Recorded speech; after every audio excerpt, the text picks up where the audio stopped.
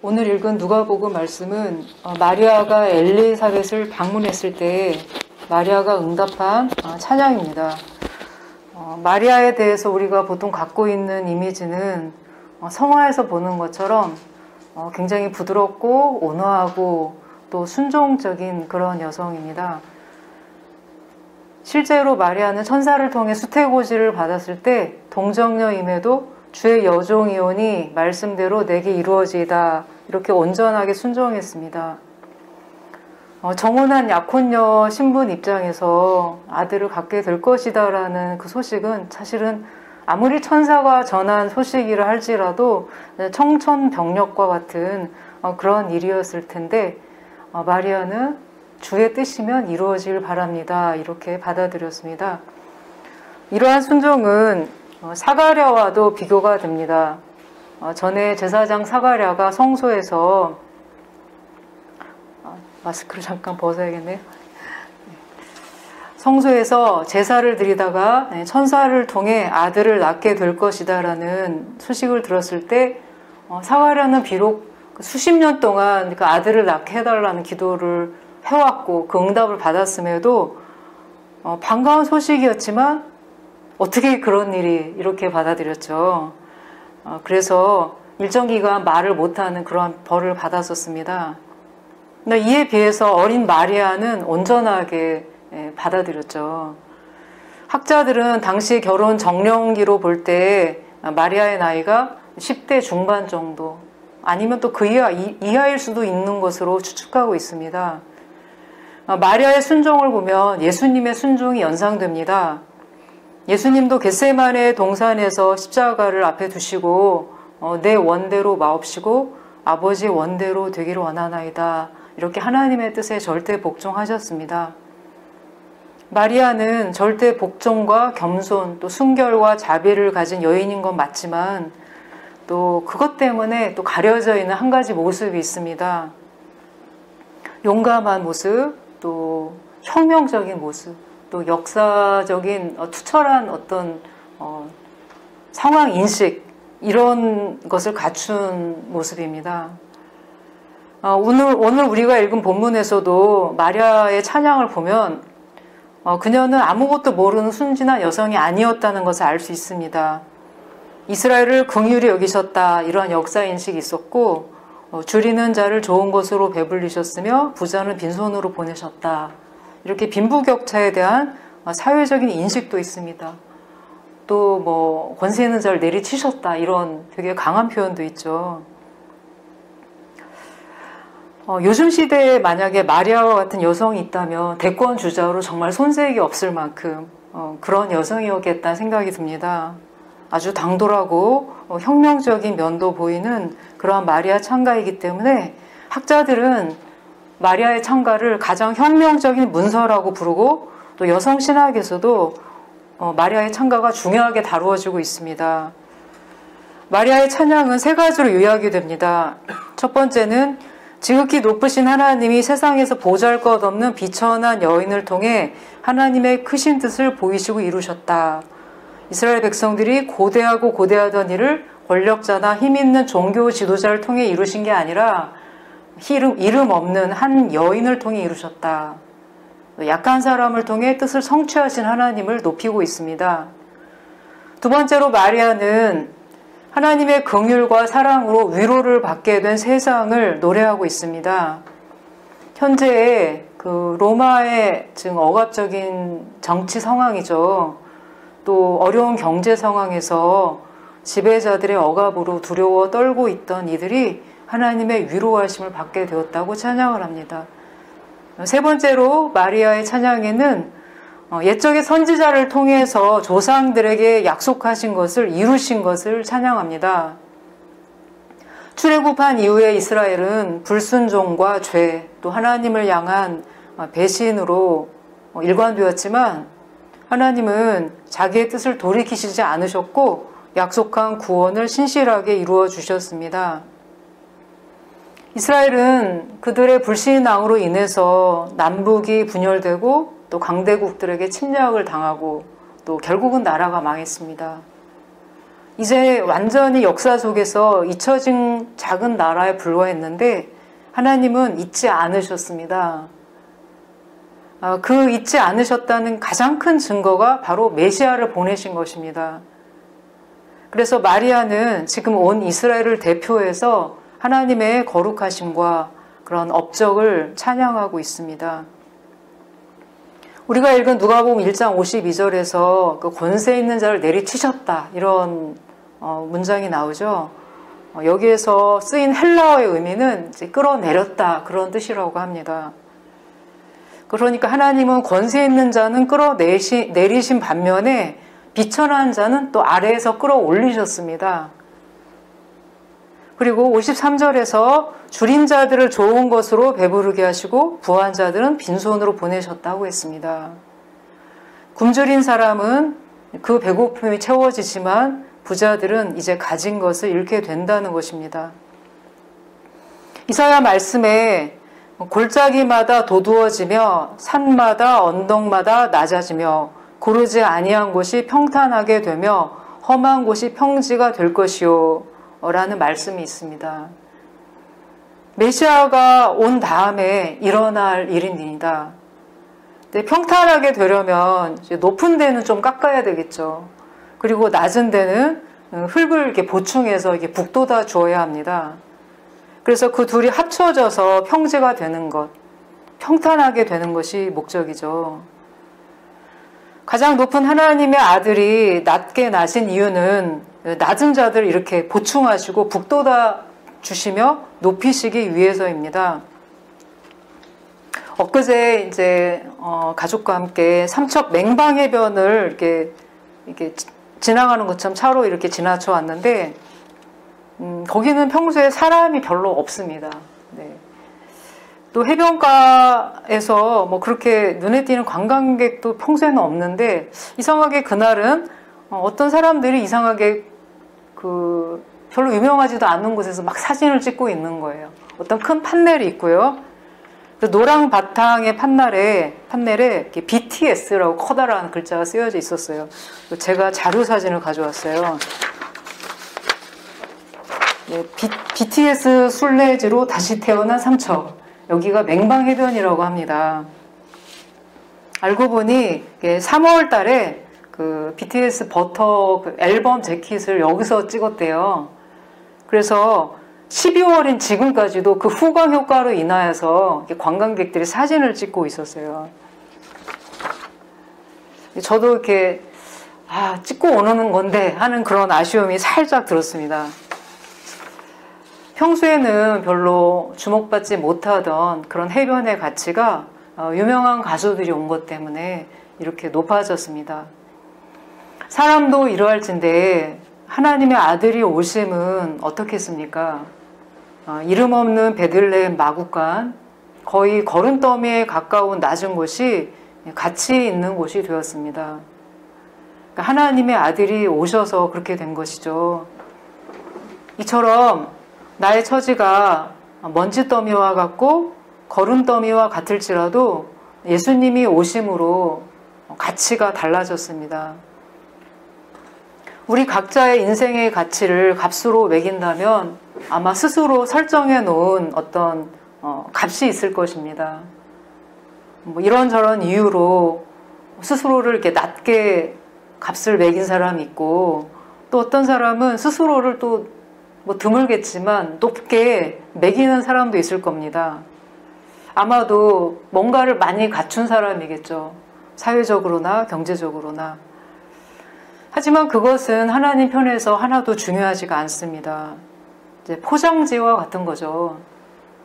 보물이 담기면 포장지가 아무리 허름한 신문지와 같아도 보물 포장지가 될 것이고 아무리 포장지가 화려해도 안에 보물이 없다면 빈 껍데기에 불과합니다.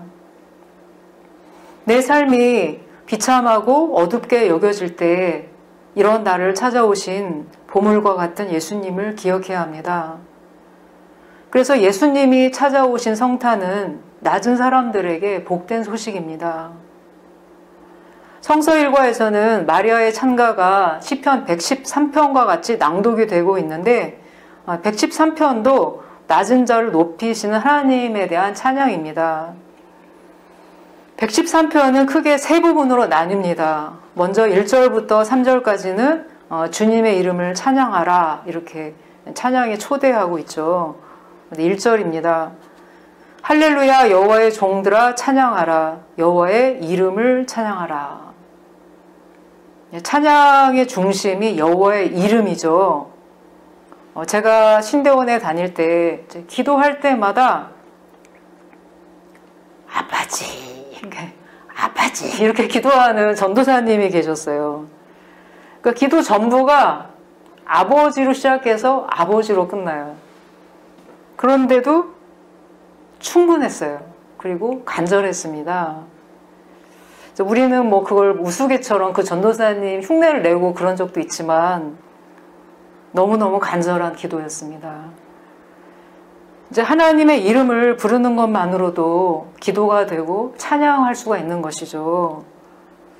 여호와의 이름을 찬양하라고 했는데 이제 주님의 이름 속에는 그분이 어떠한 분인지 또 성품과 하시는 일이 담겨 있습니다.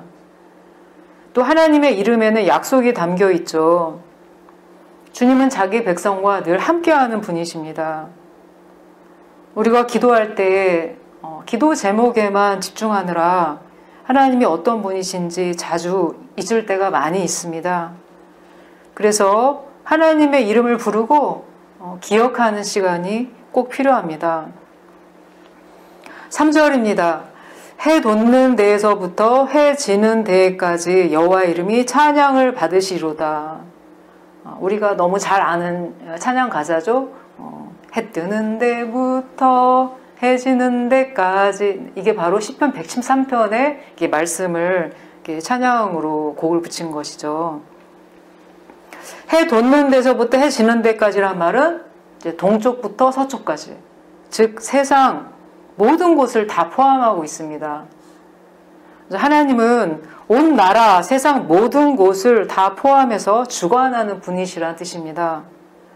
내가 사는 이 나라만 해당되는 게 아니라 저기 지구 반대쪽, 저 서쪽 끝에 해가 지는 곳에서도 하나님의 주권이 있습니다. 이처럼 우리 삶의 모든 영역을 다스리신다는 뜻입니다. 뭐 믿는 자는 다스리시고 뭐 안 믿는 자는 안 다스리시고, 하나님의 통치가 없는 게 아니고 또 교회만 다스리시고 교회 밖은 안 다스리시는 게 아닙니다. 하나님의 주권이 미치지 않는 영역이 없기 때문에 비록 나의 힘이 닿지 않는다고 해도 절망할 필요가 없습니다. 기도를 하나님께 맡길 수가 있는 것이죠. 4절부터 6절까지는 이제 찬양의 이유가 나오는데 높으신 곳에 있으시지만 스스로 낮추시는 주님이시기에 찬양해야 한다고 말합니다. 하나님은 모든 나라보다 높으시고 그 영광이 하늘보다 높으신 분이십니다. 그래서 세상의 어떤 초강대국도 주님의 권세와 견줄 수는 없습니다. 아무리 강력한 제국이라 할지라도 역사 속에 소멸되었다는 것을 우리가 알고 있죠. 왜냐하면 하나님이 정하신 모래시계가 다 되었기 때문입니다. 7절은 사무엘상에 나오는 한나의 노래가 인용되고 있습니다. 가난한 자를 먼지더미에서 일으키시며 궁핍한 자를 거름더미에서 들어세워. 네, 이것이 바로 한나의 노래죠. 여기서 가난한 자란 경제적으로 재산이 없는 사람이고, 궁핍한 자는 먹고 살 게 없는 사람이죠. 의지할 데가 없는 약자입니다. 그래서 스스로 보기에도 먼지더미처럼 여깁니다. 또 거름더미처럼 비참한 곳에 살고 있습니다. 주님의 구원은 사회적으로 가장 낮고 외면받는 곳에서 시작이 되었습니다. 7절을 보면 이제 두 개의 동사가 나오고 있죠. 일으키시며 또 들어세워. 주님이 빈궁한 사람을 돌보실 때는 그냥 먹을 거 던져주고 마시는 게 아니라 자존감을 갖게 하십니다. 8절에 보면은 빈궁한 사람들을 일으켜 세우셔서 지도자들과 함께 자리에 앉히신다고 했습니다. 9절입니다. 또 임신하지 못하던 여자를 집에 살게 하사 자녀들을 즐겁게 하는 어머니가 되게 하시는도다. 하나님이 찾아오신 가장 낮은 자리가 어디였을까요?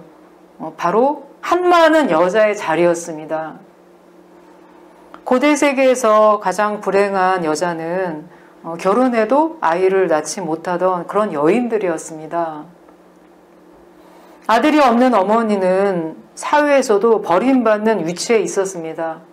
우리나라에서도 옛날에 아들을 낳지 못하면 쫓겨났죠. 그래서 뭐 칠거지 아기라고, 아들을 못 낳는 게 죄예요.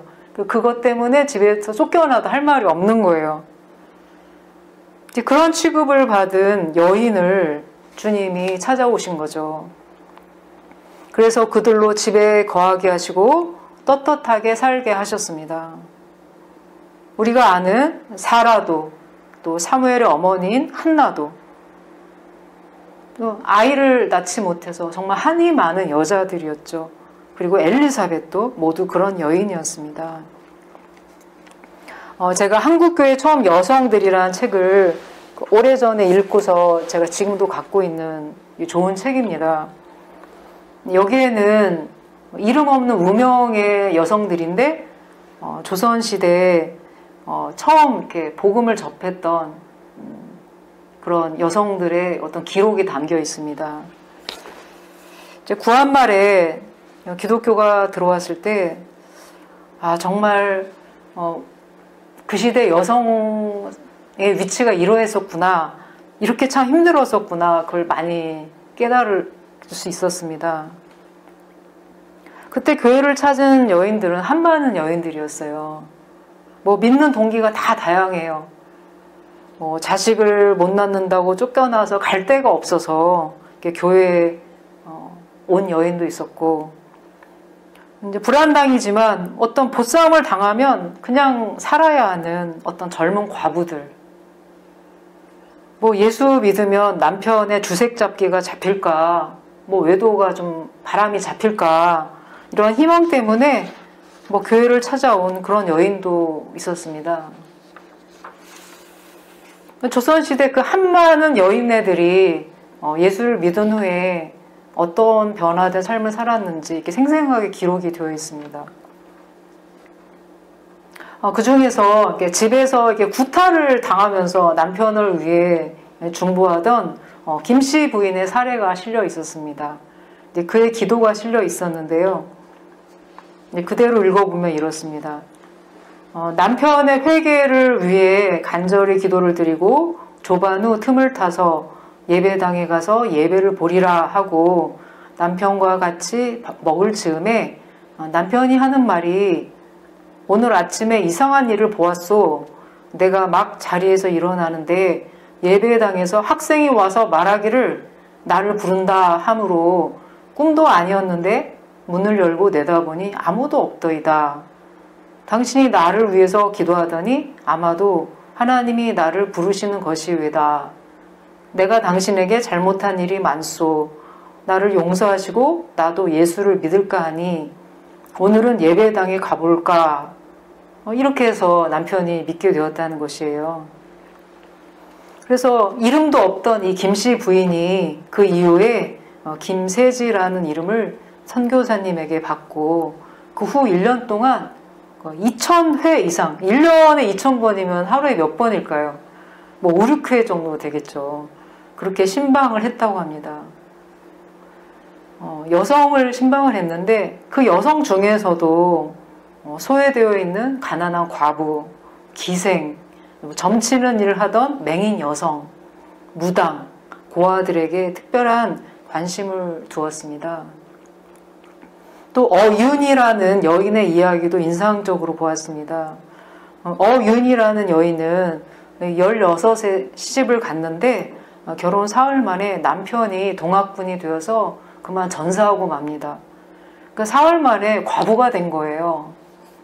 그리고 2년 후에는 자기에게 경제적인 도움을 주었던 친정 아버지까지 돌아가시면서 이제 부모도 남편도 자식도 없는 정말 불운한 젊은 과부가 되었습니다.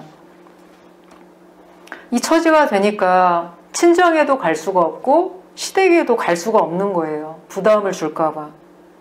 그래서 여러 지방을 전전에 그렇게 살다가 개성 북부교회에서 설교를 듣고 크리스찬이 되었습니다.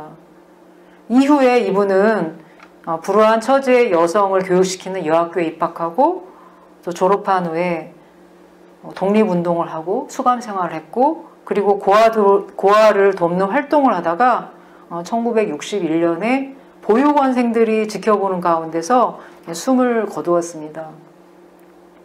이제 그분이 숨을 거둔 다음에 장롱속을 보니까 교회에 드릴 감사헌금, 또 장례비, 자기가 입을 수의까지 다 준비해 놓았다고 합니다.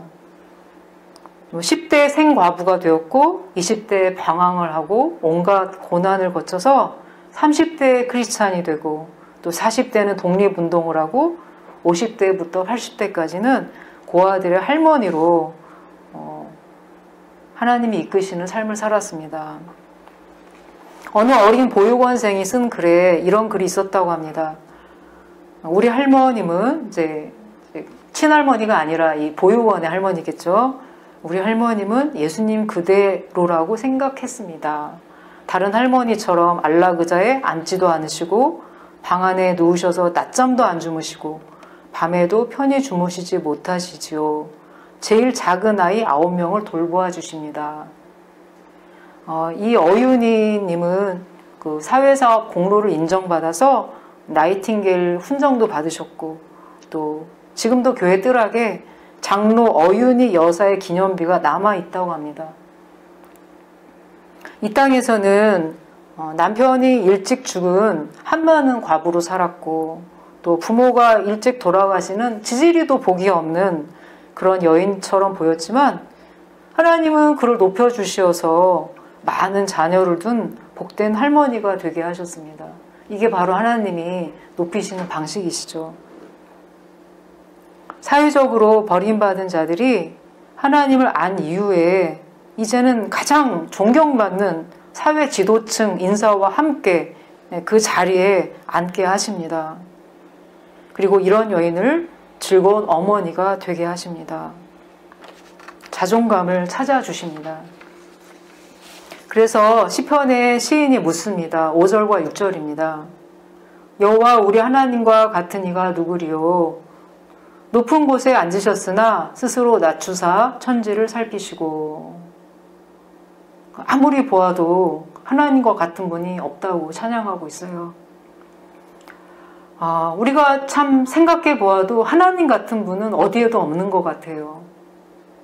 하늘의 어떤 권세보다 높으신 영광을 가지신 분이 그 높은 보좌에 앉으셨던 분이 몸을 굽혀서 천지를 살피시고 가장 낮은 자리까지 오셨습니다. 그래서 약자들을 진토와 거름더미에서 일으키십니다.